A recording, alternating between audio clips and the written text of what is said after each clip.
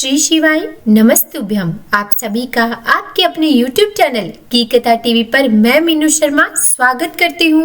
आज 14 जुलाई दिन सोमवार है, सावन महीने का पहला सोमवार और आज है श्रावण मास के कृष्ण पक्ष की चतुर्थी तिथि। तो इसीलिए आज दो व्रत किए जाएंगे। एक तो सावन महीने का पहला सोमवार व्रत और दूसरा गजानन संकुष्टी चतुर्थी व्रत। और आज की इस वीडियो में आप रसपान करेंगे श्रावण मास महात्म्य के चौथे अध्याय का, जिसमें आप धारण पारण मासोपवास व्रत और रुद्र वर्ती व्रत वर्णन में सुगंधा का आख्यान सुनेंगे। तो इसीलिए हो सके तो वीडियो को अंत तक देखिएगा। और हाँ, यदि अब तक के अध्याय को नहीं सुना है तो एक बार चैनल पर विजिट करके उन अध्यायों को जरूर सुनिएगा। तो चलिए शुरू करते हैं। बोलिए हर हर महादेव। भगवान शिव बोले, हे सनत कुमार, अब मैं तुम्हें धारण पारण व्रत के बारे में विस्तार से बतलाऊंगा, उसे आप मन लगाकर सुने। धारण में व्रत और पारण में भोजन निहित है। इस मास के समाप्त होने पर व्रती को उद्यापन अवश्य ही करना चाहिए। तदोपरांत पुव्यावाचन के साथ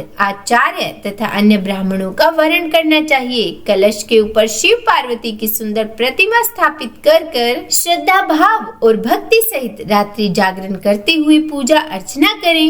शिव पुराण और कीर्तन का श्रवण करें। अगले दिन स्नान व दैनिक कार्यों से निवृत्त होकर हवन करना चाहिए। हवन में ओम त्र्यंबकम यजामहे इस मंत्र का जाप करते हुए तिल और चावल से आहुति देनी चाहिए।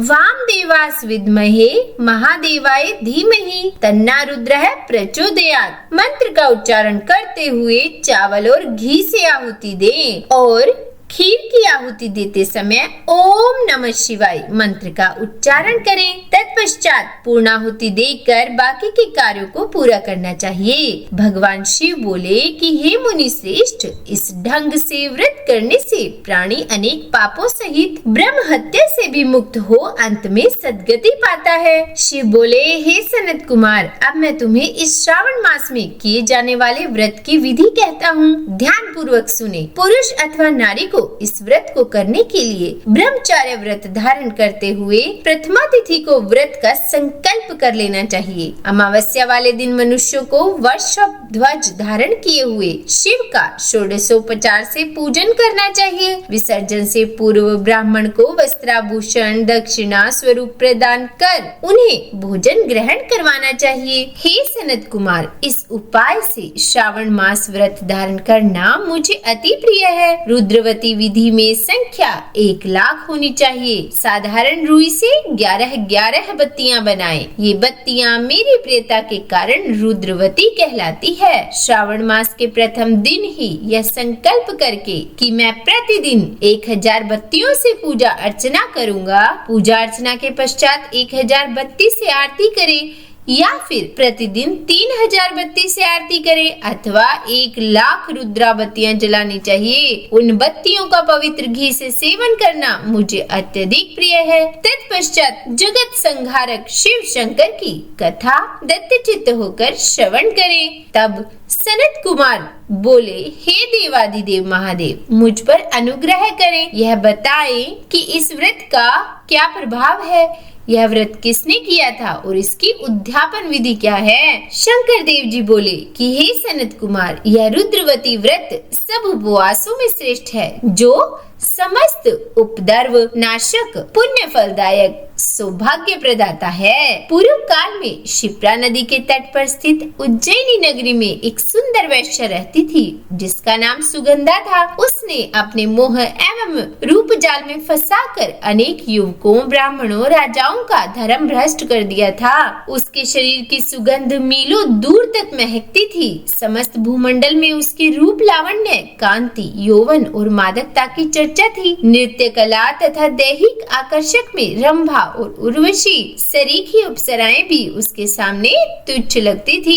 एक दिन वह शिप्रा नदी के तट पर गई। वहाँ उसने चारों ओर ऋषि मुनियों को स्नान ध्यान में मग्न देखा। वहाँ पर कुछ ब्राह्मण शिप्रा नदी के जल में स्नान कर रहे थे, कुछ जप तप में लीन थे, कुछ ब्राह्मण शिव पूजन में तल्लीन थे तो कुछ विष्णु पूजन कर रहे थे। उन सभी ब्राह्मणों और ऋषि श्रेष्ठ पर उस वैश्या की दृष्टि पड़ी। उसका मन काम वासना की ओर से हट गया और विरक्त हो गई। उसने महर्षि वशिष्ठ से अपने पाप कर्मों के विनाश हेतु उत्तम उपाय पूछा। इस पर महर्षि वशिष्ठ बोले कि हे सुंदरी, तुम त्रिलोक में प्रसिद्ध वाराणसी नगरी में जाकर तीनों लोकों में प्रसिद्ध रुद्रावती नामक व्रत को धारण करो। हे सुंदरी, यह रुद्रावती व्रत अत्यंत ही कल्याणकारी तथा महान फलदायी होने के साथ साथ भगवान शिव को भी अति प्रिय है।